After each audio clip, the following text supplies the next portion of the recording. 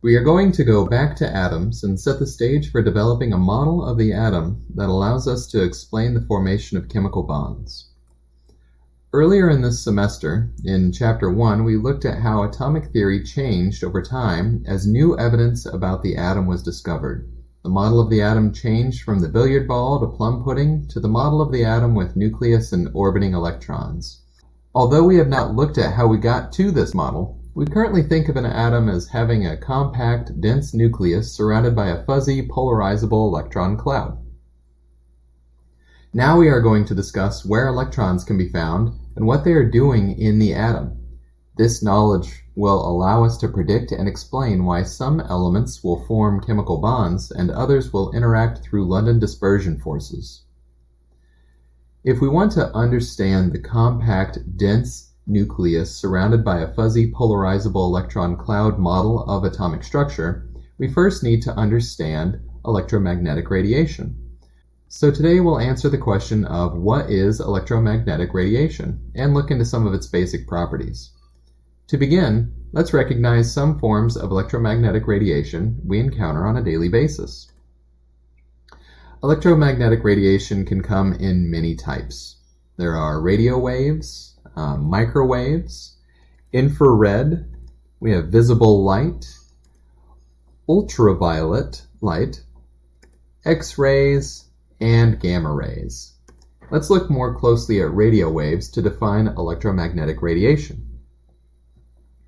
Electromagnetic radiation is a form of energy produced by oscillating electric and magnetic disturbance. You may think of it this way.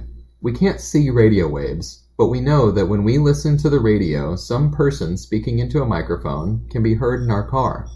The person's voice is translated into an electric and magnetic disturbance known as radio waves, which are radiated through the air using an antenna.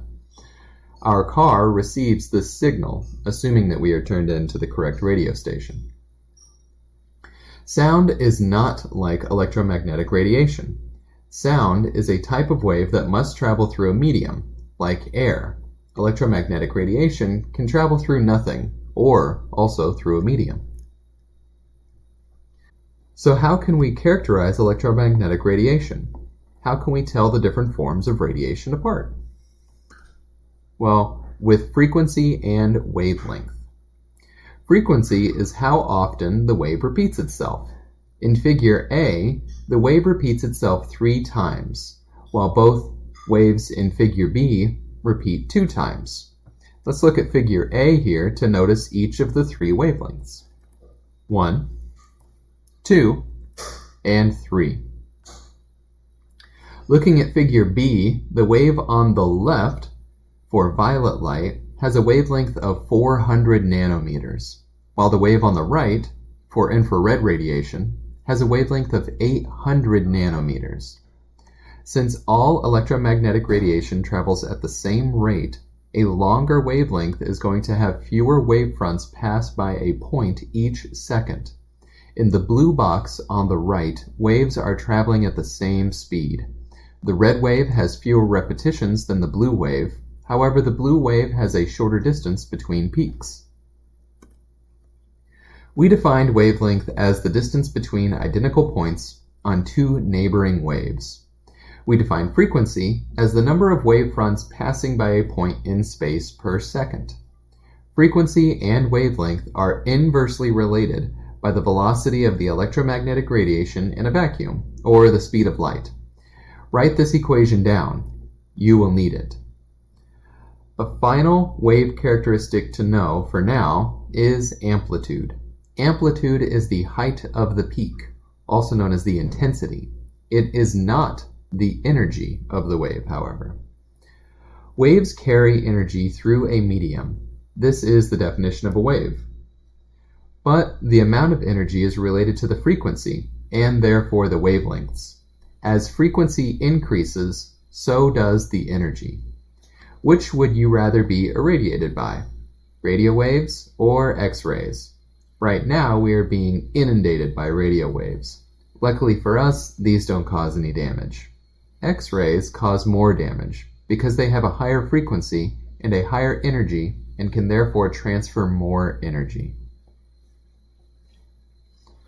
All electromagnetic radiation falls somewhere on this spectrum.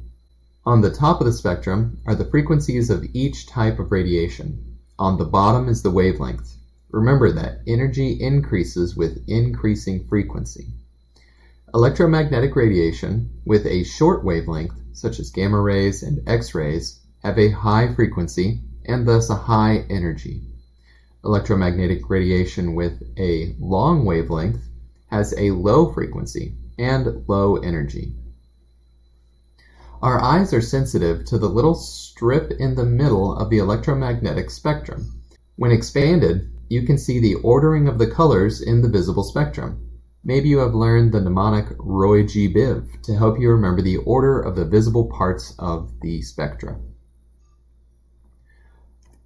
Let's take a moment to put the scale of these waves into perspective. How far apart would two objects be that are 10 to the first meters apart?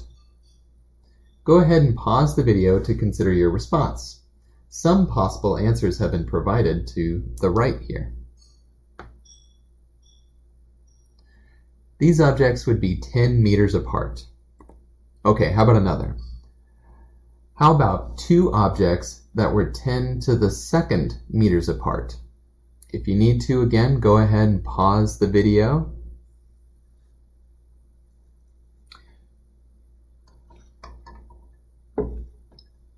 These would be 100 meters apart. All right, keeping with this trend, let's try one more time. How far apart would two objects be that were 10 to the third meters apart?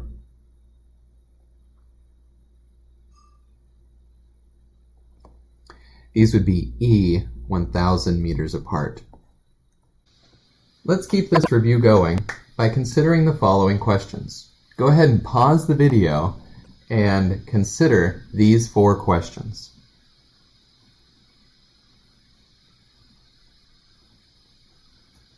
Question 1. Which wave has a higher intensity? Wave B has a higher intensity because it has a higher amplitude. Question 2. Which wave has a higher frequency? Again, wave B has a higher frequency because there are more repetitions per second. If wave B has a higher frequency, then that must mean that wave A has a longer wavelength. Indeed, there is a greater distance between peaks for wave A than for wave B. Finally, which wave is more likely to be red light and which is more likely to be blue light? To figure out this answer, we can go back to our electromagnetic spectrum to see that red light has a longer wavelength while blue light has a shorter wavelength. With this in mind, wave A is more likely to be red since it has a longer wavelength, while wave B is more likely to be blue due to the shorter wavelength. Recognizing all that we've talked about so far, the question still exists. How do we know that light is a wave? What evidence is there for this? Well, the first piece of evidence is the ability of a wave to undergo diffraction. Diffraction is when waves spread out, or diffract, when they encounter an obstacle, such as a slit with a size comparable to that of the wavelength. When a wave passes through the small opening, it spreads out. A particle, like a marble, will not diffract. A particle will simply pass through the opening. Another property of waves that provides evidence that light is a wave is known as interference. Waves can interfere with each other if they pass through the same point at the same time. This can cause interference that is either constructive or destructive. Constructive interference occurs when in-phase peaks and troughs reinforce each other to give a brighter or more intense electromagnetic wave, shown here. Alternatively, destructive interference occurs when out-of-phase peaks in one wave align with troughs in another wave. As a result, they cancel each other out and the appearance is dark. You may have seen interference between waves when a stone drops in a pond. These constructive and destructive interferences are more plainly visible during an experiment known as the double-slit experiment. When a beam of light passes through two small slits, the two resulting waves interfere with each other as they spread out. Whether the interference is constructive or destructive at any given point depends on the difference in the path lengths traveled by the waves. The resulting interference pattern can be viewed as a series of light and dark lines on a screen. Check out the provided link to a video showing this phenomenon in a little bit more detail. With all that we've discussed today, we have some evidence to answer the question, what is light? A wave, a particle, both, neither? Well, there are actually two models used to describe the behavior of light. One describes light as a wave, and the other as a particle. This is known as the wave-particle duality of light. In the next video, we'll discuss the properties of light as a particle.